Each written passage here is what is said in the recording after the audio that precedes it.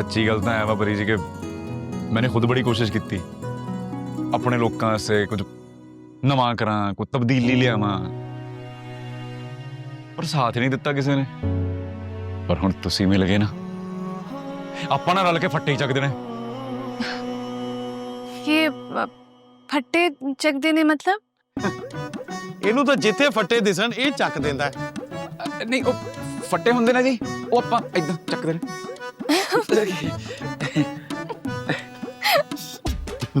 हस पई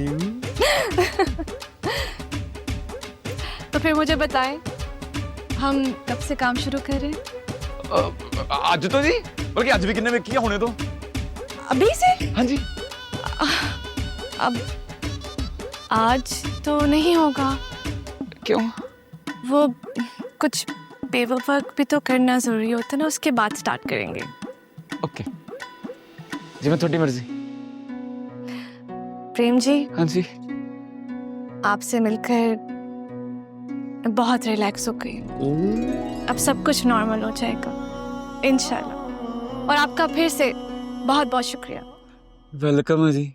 अब मेरे ਵੱਲੋਂ ਵੀ ਵੈਲਕਮ ਹੈ ਜੀ। नहीं जी, मेरे कल्ले का वेलकम है जी। तुम ਇਹਦਾ ਲੈ ਲਓ ਜੀ ਵੈਲਕਮ ਪਹਿਲੀ।